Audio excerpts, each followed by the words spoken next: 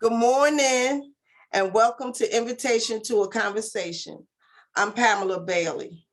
In reference to International Women's Month, I bring to you a woman who has done many first things in Brunswick, Georgia, and she is Ms. Burnell Leggett Williams. Burnell Leggett Williams is the fifth child of Reverend Robert and the late Sister Lucille Leggett. God has truly blessed her with a wonderful Christian family. She learned from good examples set by her parents and church family.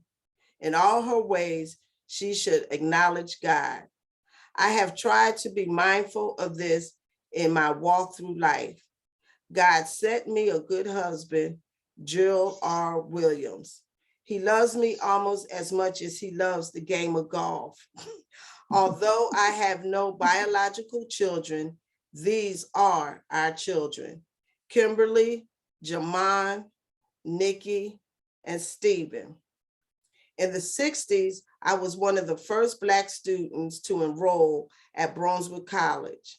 In 1966, there were 21 of us enrolled at Brunswick College. During the days of sit-ins, I worked at the W.T. Grant lunch counter under the supervision of that great civil rights leader, Geneva Lyde. This opened the door for me to become the first Black to work as a salesperson, not a lunch counter waitress, on the floor, as we called it, ring the cash register, at W.T. Grant Company in Brunswick. Later, she was the second Black toll long-distance operator to be hired by the local Southern Bell Telephone Company. Later, she became the second full-time permanent Black to be hired in a clerical position at Brunswick Pulp and Paper Company. She started out in the mailroom, and upon leaving, she had advanced to the highest non-management clerical position. Her duties entailed managing a $10,000 petty cash fund, a $6 million budget for funding field offices, making short-term investments, wire transfers, making decisions on rollovers, commercial paper accounts, funding the payroll, and accounts payables, and accounts and balancing accounts payable, the general ledger, and the cash book. She owned and operated Burnell's Fashions and organized Positive Image Role Models, PRIM. Working with young people was so rewarding. She even performed for AT&T in Atlanta. For several years, she hosted and produced Concepts with Burnell, a local TV show.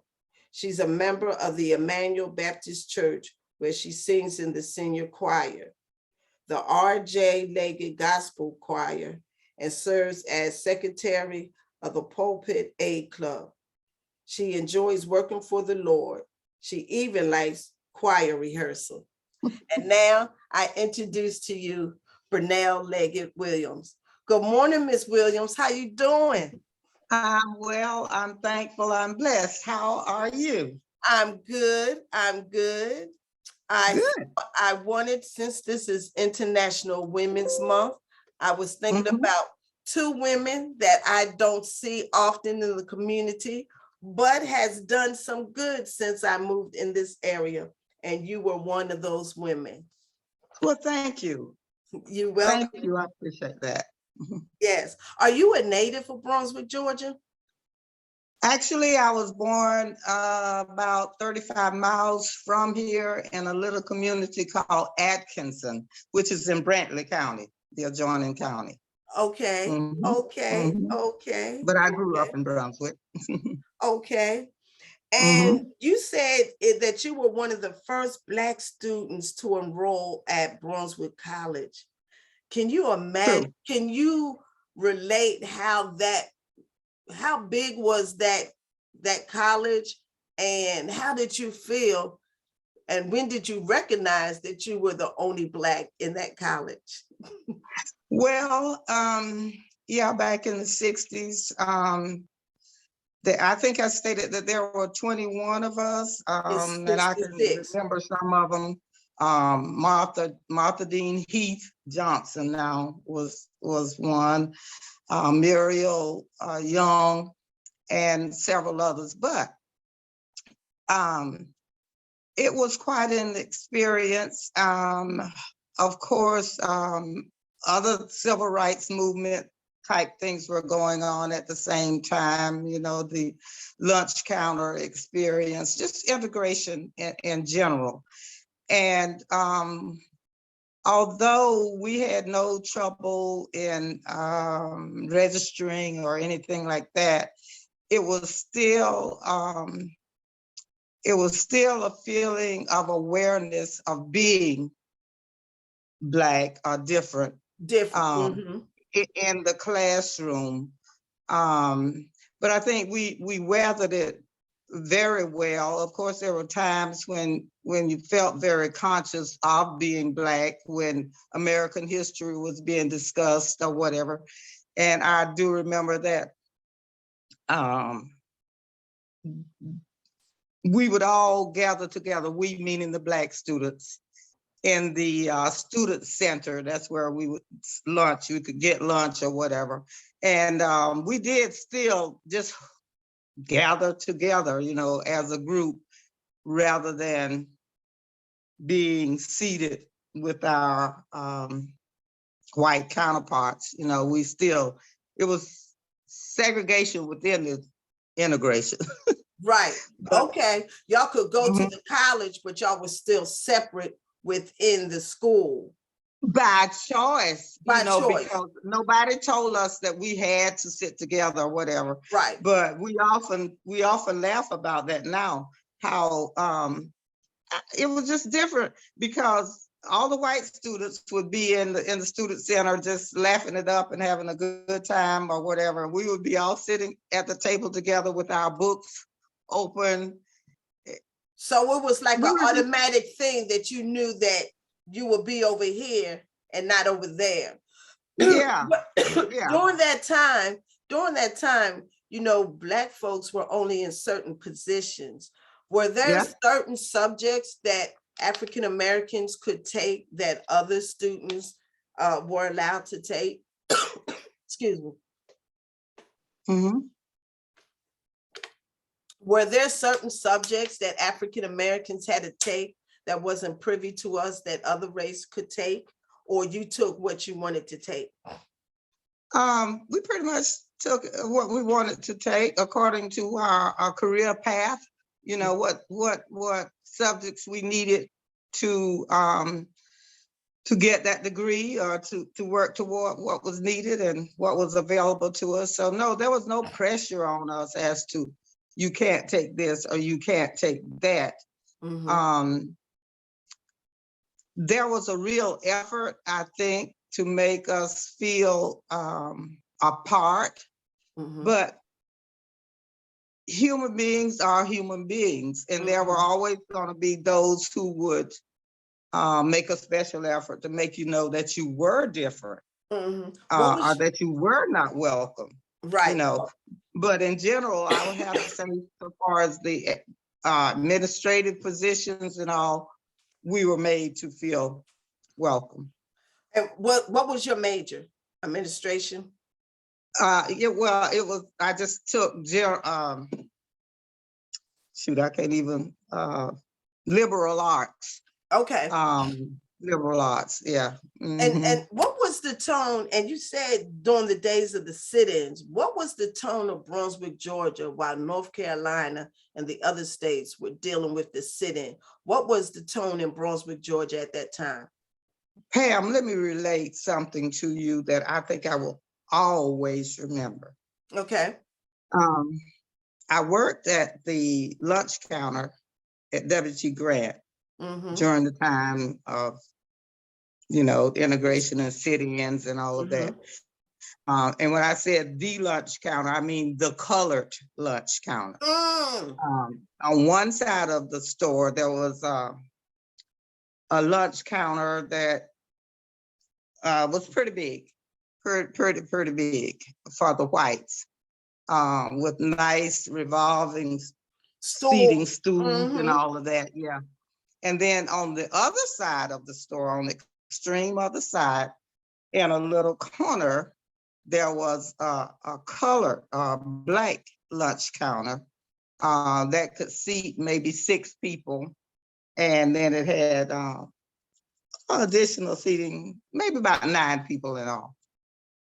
But I worked there and with Miss Lyde, which I treasure those moments to this day.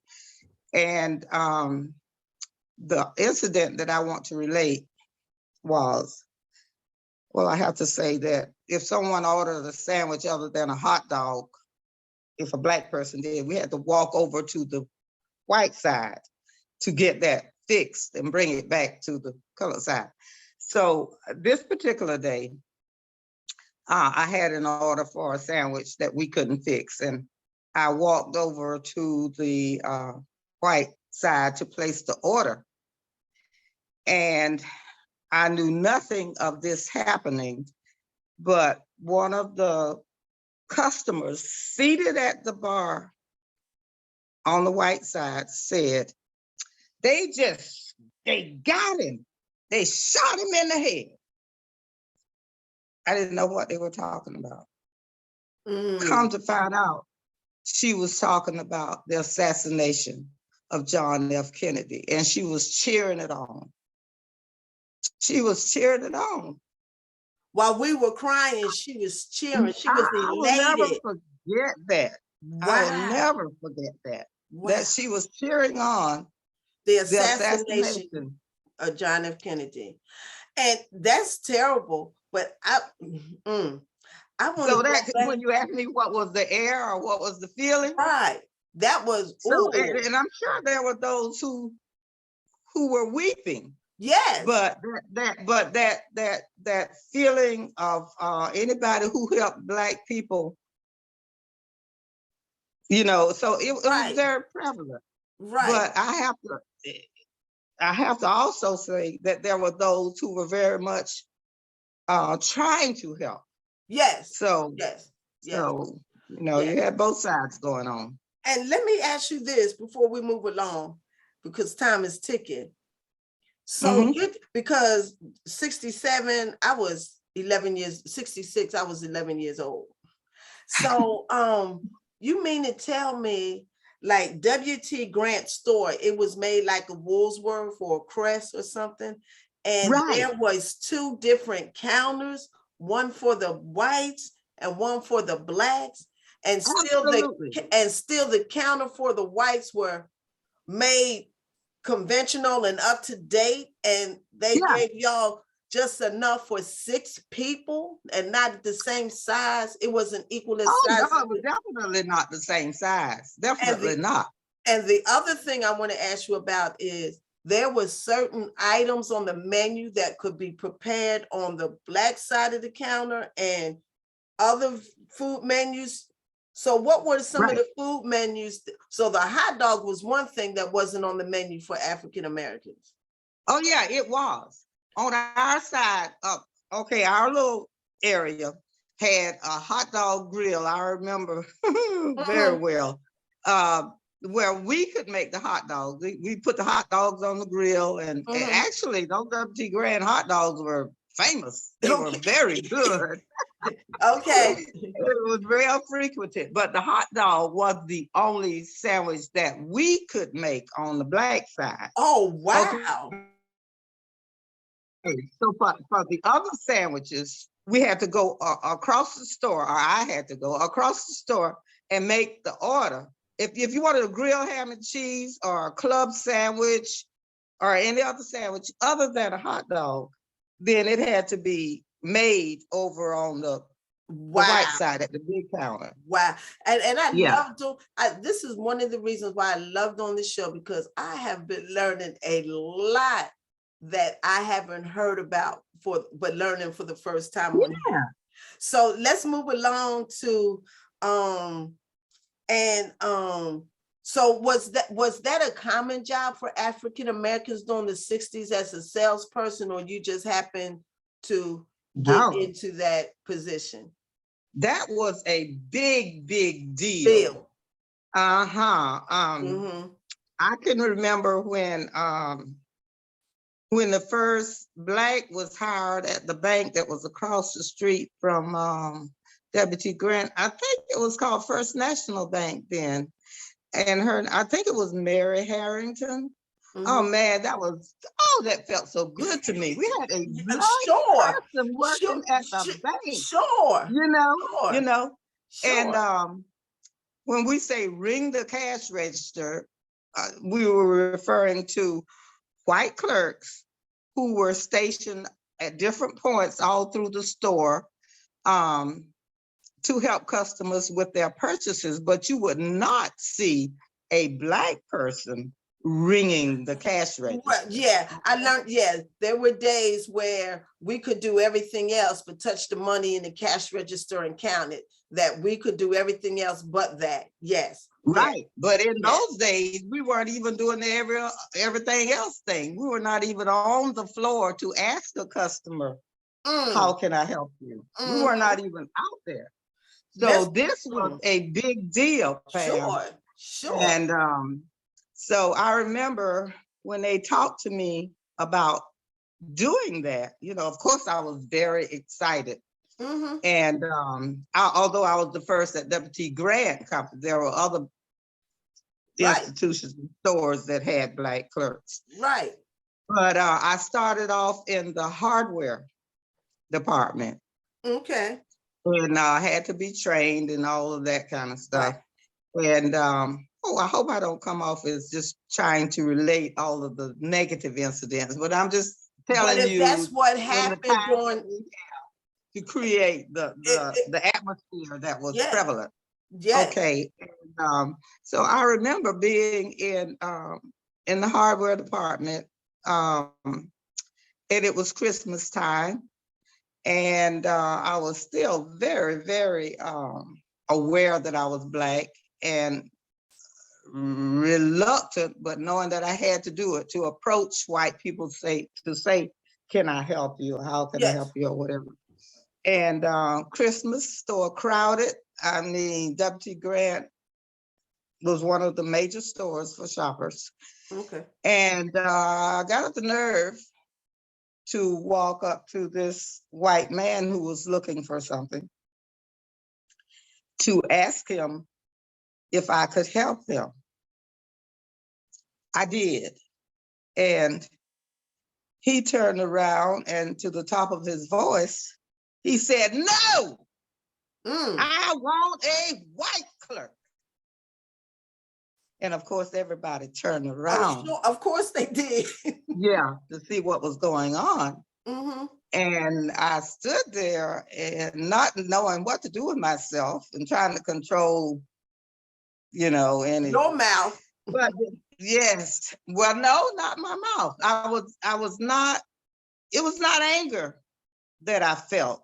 Mm-hmm. I felt demeaned. I Mm-hmm. felt like I wanted to just disappear, Mm-hmm. But this white lady came up and she put her arm around me. She said, I need some help over here. Can you come over here and help me? She got And you out she of that got area. me Mm-hmm. out of that situation. Mm-hmm. So again, there was that balance. Although there was this guy who was determined, Mm-hmm. to belittle and make me know that I was, make me feel, he was trying to make me feel that I was not as good or not Right. accepted or whatever. But then there was this other side, a white woman who came and took me out of that situation. Mm-hmm. So, There have always been white people that walked in our plight for yeah, yes, absolutely. forever. Absolutely. And Mm-hmm. so that was only the beginning of your foundation of you growing to who you are, because from there, you became the second person full-time at the pump mill, starting in the mailroom. Can you tell me a little bit about how you came and elevated yourself to being one of the highest clerical person at the pump mill? Okay, thank you. Yes. When I was hired, I did start off in the mailroom and as a copy clerk. I was my office had the big Xerox machine in there, and Pitney Bowes machine where I had to step up. So I was doing that, and I guess I must have been doing it pretty well. And they would start adding little duties, like, well, could you just do this or do that or do that? And as they added things and they saw that I could handle it, eventually I was moved to accounts receivable, which involved keeping up with a lot of accounts and making sure that we were paid on time, and different aspects of that. And so they saw that I handled that pretty well, and it just kind of went like that. And I have to again thank God for good supervisors and for recognizing Yes, yes, because that I they could have could kept do you in these that things. mail room. They could have kept Yeah. you in that mail room until you retired. But Yeah. they saw the work that you were doing, and they kept adding on and kept adding on, Yeah, and you kept on exactly. doing it. You didn't complain. Yeah. And in the same time, all you were doing was making that resume looking better and better. Thank you. Thank you. Yes. Thank And you. how did you like that job there? And you stayed to the pump mill until you retired? Yes. I love the pump mill. I still say that it is one of the best places to work in Glenn County. I work with wonderful people. And of course, the pay was, one of the best places to work. As with everything else, we started to experience downsizing, attrition, I think is what they termed it. And a lot of the jobs started being moved from our area to Atlanta. They were outsourcing it to other places. Wow. Right. Wow. So back during that time, there were several of us who They were lost our doing all jobs. their billing and accounting inside of pump mill, but as they grew, they started getting personal Right. Well, companies. actually, when I worked there initially, it was Brunswick Pulp and Paper Company, and then it was owned by the Scott Paper Company. Scott Paper That's toilet House tissue. and Mead. Scott and Mead were our parent companies. Mead makes mostly copy paper and stuff like that. But they were our parent companies. But they sold us to Georgia Pacific. And when Georgia Pacific came in, they had different plans for management or how they would run it. And that's when the attrition started. Well, thank God that no matter who managed it, you were still in that company. Yes, yes. I'm thankful. Yes, I'm still thankful. in that company. So how did you go from being a clerical to doing fashions? Well, how did that come about? Well, I've always liked fashions. When I was growing up, my daddy bought me a sewing machine when I was in about the 7th grade. And I just like creating fashions and all of that. And I do remember when I found out, and when some of my coworkers found out that I would no longer be working at Brunswick Pulp and Paper Company, one of my supervisors who loved me and I loved her said, you would be great in the fashion world. And that triggered it for me. It probably was already there, but right. She seen it before forefront. You did. Yes. Yeah. Were you making your outfits for work? Oh yeah, girl. Oh. Back there in those days, they had, we used those patterns. Simplicity and butter. Yeah. There you go. And they had something they call Make It Tonight. And I would sit up and make it tonight. Make those outfits. I remember one time I even had my shoes covered to match the dress. It was It was two different patterns, simplicity and butter, Butterick, butterick. Yeah, and uh, butterick was more and McCall. complex than Yes, simplicity. Yes. you know. I know a little something, something. Yeah, you So do. what? So that was awesome that she seen that in you. And how did it come about for you to have your own boutique? I was like, yes. How did that come about? Well, the seed was planted. Mhm, And so then, of course, I start envisioning and looking into and seeing how it was done and all. And, you know, if you get on the internet and you just ask a question, somehow it's out there and you mhm, start receiving mhm, emails and all this kind of stuff from everywhere. mhm. And I did find out, I did receive one that was of interest to me, and it was involving, I think at that time it was like a $15,000 packet Mhm. that they would fly me out to Salt Lake City, Utah. Okay. Salt Lake City, Utah, to Utah, to this warehouse, Mhm. and meet with this person who's an expert in setting up stores and advising you on what to buy to Okay. start off with.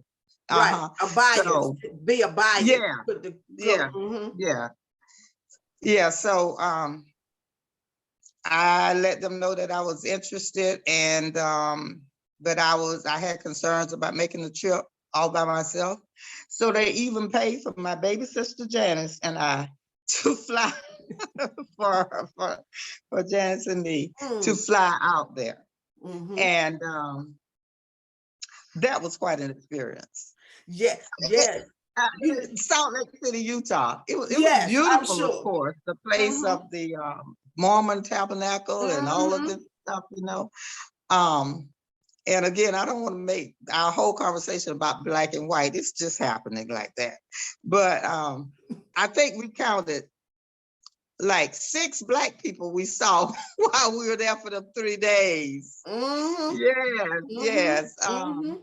But again, the atmosphere was Experience that you, beautiful yes, and that you nice, needed. but we did feel, where are the Black people? Right. And that was your Mhm. launching pad, though, to get you educated in what you needed to do. Hey, Right, if right. that's how you get it, that's how you get it, you know? That's how I did it. And I Yes. remember the supplier's name was Dale, and he was very good. He was very helpful in helping me Mhm. to pick out what I, I I needed. I was a young mother during that time when you had your boutique, and you know I used to come in. I was one of your customers, and one thing I remember. and one thing I liked about your clothes were they weren't thousands of them. They were like 1 or 2 pieces of the same thing. And what you know how you go in the store and you see thousands of the same item in different Right. sizes. Mm-mm. I like to be No. different when it comes to my Yeah. clothes. And you have very good contemporary clothes in your store. Yeah. Thank you. Hmm. Thank you so Yeah. much, Pam. I do remember you. And I thank you now for thank you for shopping at Yes, Burnell yes. Station. I counted them pennies. It was a boutique, but I was so proud of seeing a Black woman having a boutique at that time. Yes. Well, thank you. Hmm. And so you moved from Burnell Fashions. Well, while you were doing Burnell Fashions, you also started the Positive Image role models, and you started teaching young girls how to model and dress. Yeah, And yeah. tell us about that. Oh, that was the highlight of my life, actually. Well, it all started from I used to sing, or I still sing, with the senior choir. And from being in the choir stand and just looking out into the pews, I saw a lot of young ladies who were sitting so improperly, you know, just slouched on the seat and legs Mhm, apart and all of mhm, this, you know. So I just gathered them together and invited them to come to the store and let's just talk about some things and, maybe talk about posture and the proper way to be seated, as a young lady, and it all started from that. And, went into the modeling and the effort to make them feel special, not to ever feel like I have been made to feel on some of the jobs or something like that. Yes. That you are complete, you are enough, you are sufficient, you are beautiful, and start with yourself. Treat yourself that way. Know who you are. Hold your head up. And all words are out there for all of us to learn and to use. Increase your vocabulary.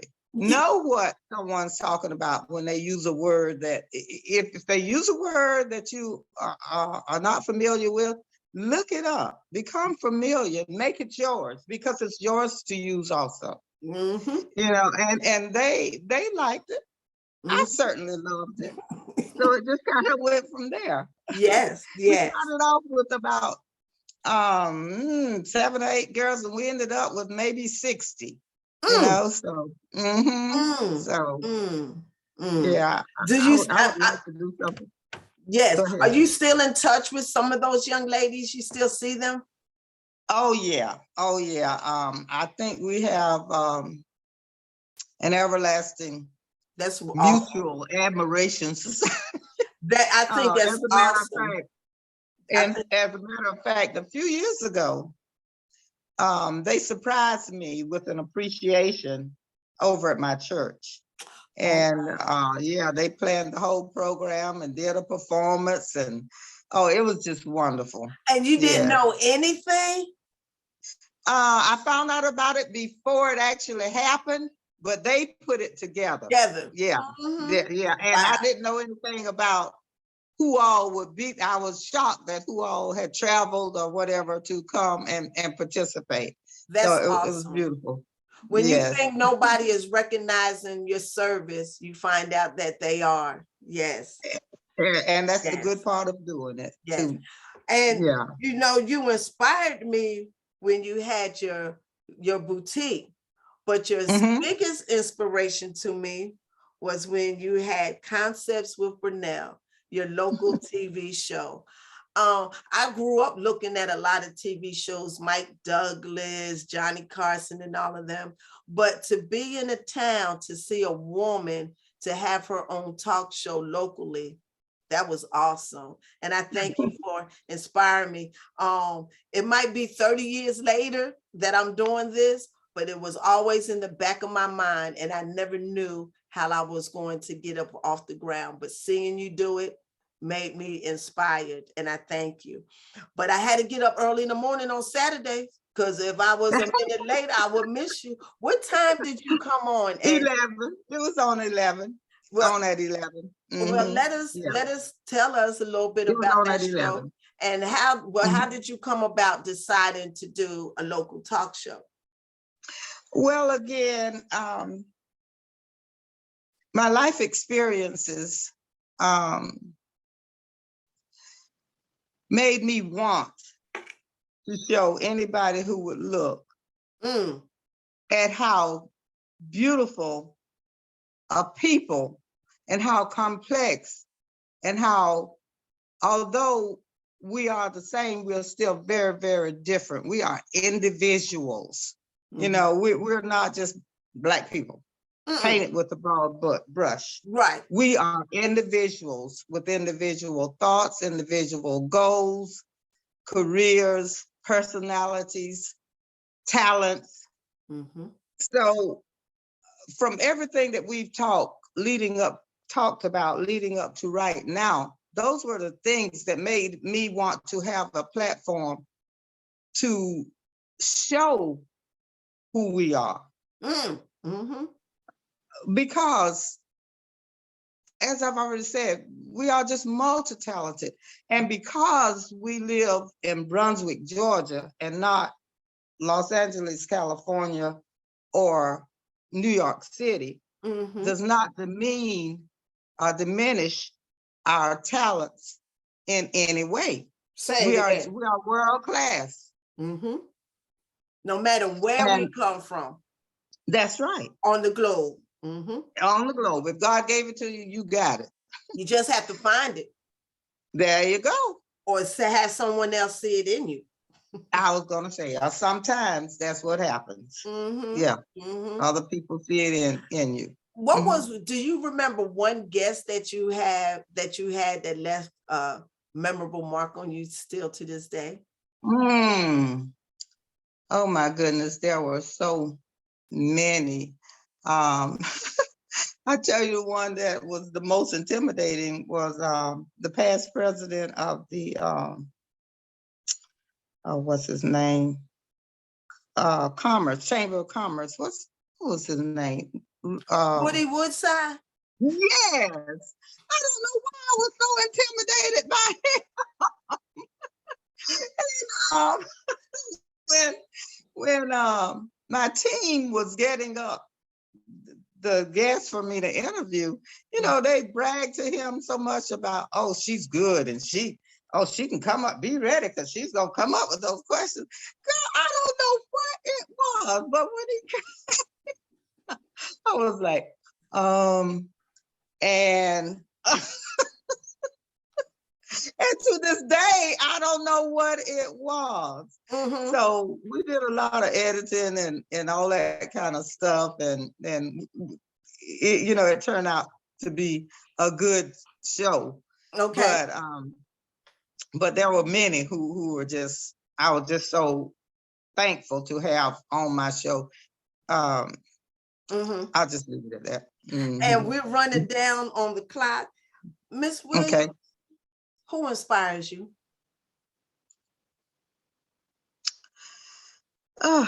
As in what aspect? Any And aspect, who inspires you, like to keep on going? Who inspires you? Who lifts you up? okay, well, let me just say this. I have and I had a great admiration for my parents. I really did. I know there are people out there like Oprah who inspires everybody, who wouldn't like to be like Oprah. But you got to start it from that little square that you're in, that little bed that you tuck yourself into, and those thoughts that you have before going to sleep. Mhm. What was my day like? Or who did I? And I always had a desire to please my parents, Okay. okay, and of course to please the Lord. But Exactly. if I did something that made mom and daddy happy, I was happy. Mm-hmm. Mm-hmm. Good. Good. What is Mhm. your favorite scripture, phrase, or testimony? Well, narrowing that down is takes a little bit of effort too, because for different situations, I might have a specific scripture Scripture. Mm-hmm. that is comforting for that situation. Mm-hmm. But for overall, I think I would have to say John 3:17. Mm. For God sent not his son into the world to condemn the world. Mm-hmm. He didn't come here to put us down. Mm-mm. Mm-mm. But through him, we might be saved. Mm-hmm. So people who look at Christianity as a killjoy, or something that keeps them from enjoying life or limits them from being happy. This scripture says, for God sent not his son into the world to condemn the world, but that the world through him might be saved, and that we might have life and have it more abundant. What is, we're running down on time. What is your wisdom or advice to end this conversation? Your wisdom or advice to end this conversation? First of all, let me say to you that you do a great job. I looked at some of your previous shows, and I'm impressed with you. I am inspired by you. God said, in all you're getting, get understanding. That is such good advice, because sometimes we get ourselves all in a knot. We get so upset. We want to tear things in, tear things down, or whatever. And it's all because of a misunderstanding. I took that the wrong way. I thought you meant. So sometimes just getting a good understanding, and I love your title, an invitation to a conversation. Issue that invitation to have that conversation and get some understanding. And I declare, I believe that you'll come out feeling better. Yeah, because through my journey through life, as you just said, a lot of misunderstanding came through communication. Right. People get upset, don't want to talk anymore. And it might be days, months, years until you talk to them again. But I've learned that the older you get, that if you keep on talking, that person or you will reveal how you really felt, or you'll get an understanding of the action that they did. You understand why now. Yes. Absolutely. So in order for me to quote this underneath your video, you said, what is that? Say that wisdom and advice again, so I can write it down and quote it and add it to your video. I said that God said that in all you're getting, get understanding. And sometimes that's the answer. That's the key. You can understand people so much more if you understand their mindset, their thought pattern, and how they comprehend what you're saying. Yeah, and be willing to listen. I mean, not with wait. And when I say listen, I don't mean just waiting for them to get through talking so you can jump in. I mean, try to understand. Really listen with your heart as well as with your ears.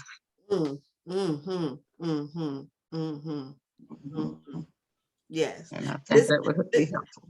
This has been a journey, but I thank you for those accolades, because I don't often hear or get comments, because I do this live and I don't want the audience interruption while I'm doing this. I just want to give the people who are not in the community and give them what I see, and the people who have gone before me and what they have done. Don't ever be forgotten for what you have done, because you had touched somebody's life, and you have inspired me twice. Just to see you standing up and having that boutique, or having that talk show. I was like, I like that. And one thing, you never know. God always has to prepare us. So I guess through your journey, you have to take those little steps and be prepared for what you have to do in order to get it done. But I thank you for accepting my invitation to a conversation. I thank you. Well, I thank you for thinking I was worthy to be on. Thank you so much. Oh, International Women's Month. Yes, I will salute you all. We run the world. Absolutely, without a doubt. Yes. Well, thank you again for accepting my invitation to a conversation. And I would like to say, next Saturday one of my guests will be Treese Hamilton from Coastal Georgia Community Action. And I continue in my continued series of uplifting International Women's Month. And I thank you and have a blessed day. Thank you. You too, Pam. God bless.